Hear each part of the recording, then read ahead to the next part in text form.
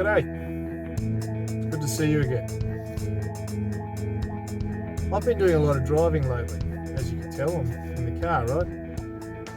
I do a lot of driving for work and for getting my kids to school and to their sport and to go and do the shopping. Just general everyday stuff, right? And I've been thinking a lot about the amount of driving that I do because, as many of us would be aware, petrol prices have been really expensive during 2022.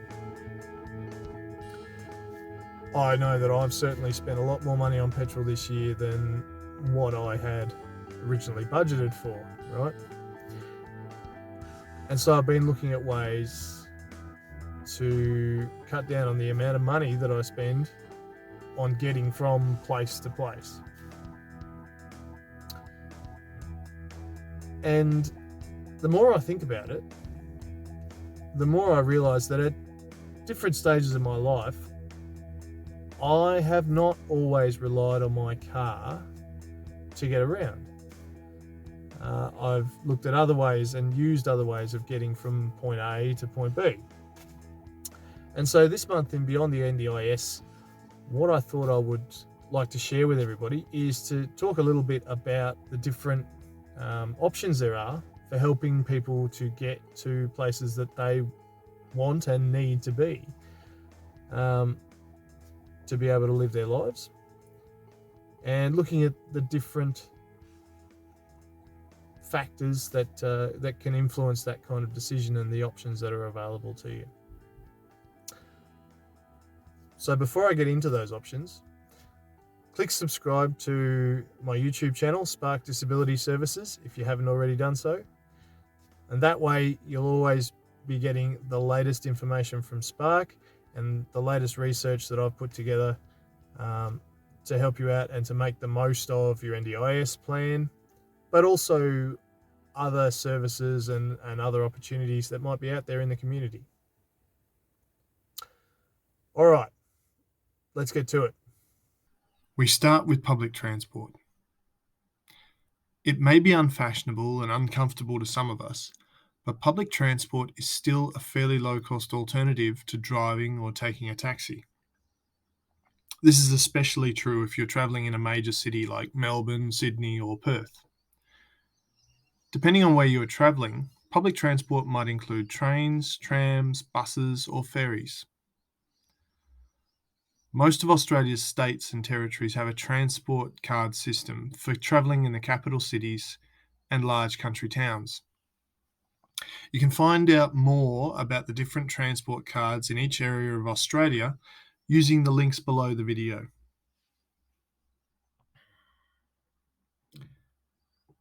Public transport also has other benefits besides cheaper cost. Many public transport services are already wheelchair accessible, and more improvements are being made, even if progress is slow sometimes. Using public transport is also better for the environment than travelling by car.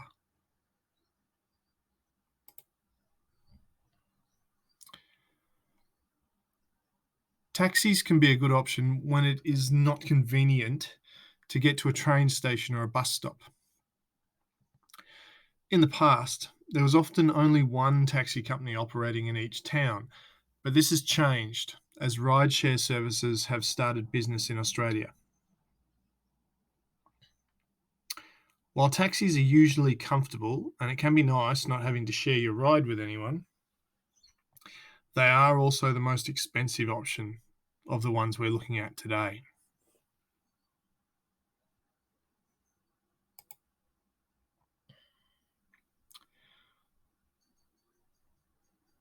These days, almost everyone's heard of Uber, right?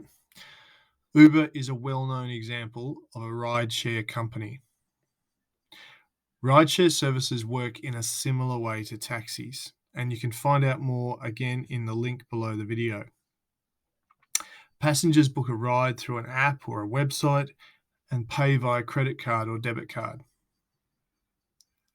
Rideshare services are often cheaper than taxis, but taxis generally provide more effective service coverage. Rideshare apps can be downloaded from the Google Play Store and the Apple Store links below the video if you want to give them a try.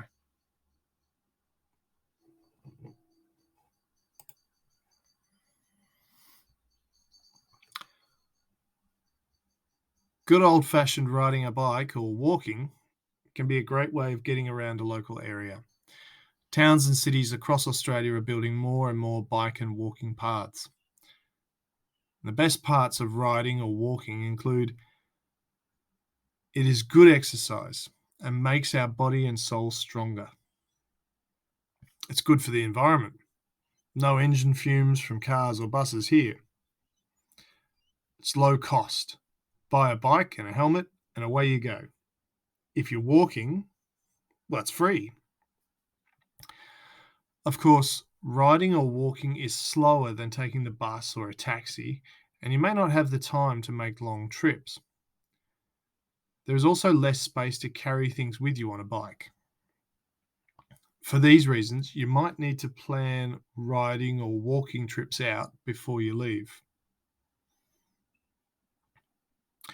And for those of us who may need a modified bike or a tricycle to be able to ride, the NDIS has made it easier to use support funding to buy equipment like a bike that takes someone's physical needs into account. Click the link below the video for more information. Driving your own car is definitely the most convenient way of getting around. When do you want to go? Right now? No problem. However, there are also a few steps that need to be planned out before someone starts driving. Which car to buy? Deciding which car to buy is a big decision. Cars are expensive, and it would be a shame to spend a lot of money on a car that breaks down all the time, or that just doesn't do what you need it to do. You need boot space, and it's a hatchback, for example. How do I get a driving license? Well, the rules for obtaining a driving license are different depending on in which part of Australia you live and how old you are. You can check what you need to do in each Australian state or territory, again, using the links below the video.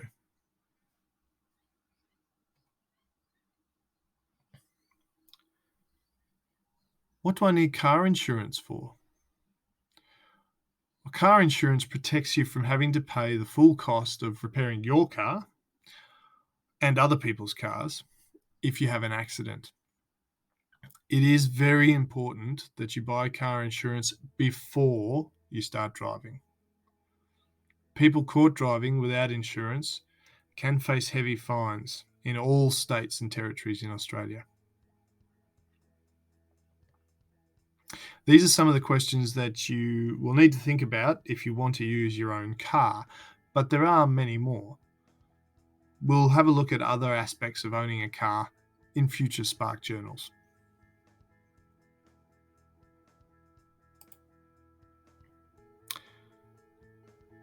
And yes, I know this is the beyond the NDIS section, but it would be kind of remiss of me not to talk about NDIS transport funding too.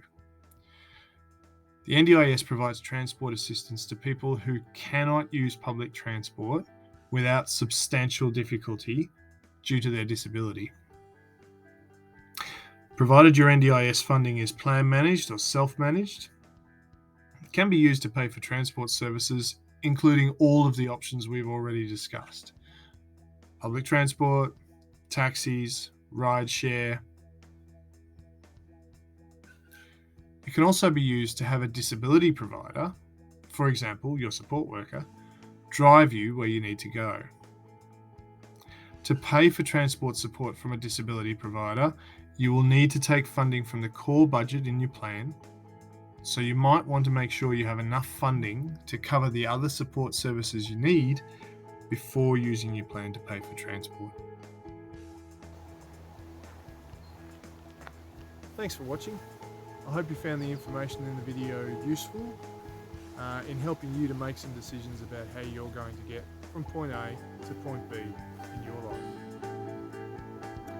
Check the description below for links to the websites with more information about the different transport services available. And please give us a like and subscribe to the Spark Disability Services YouTube channel to be able to get more information in the future as we do the research. Cheers. See you next time.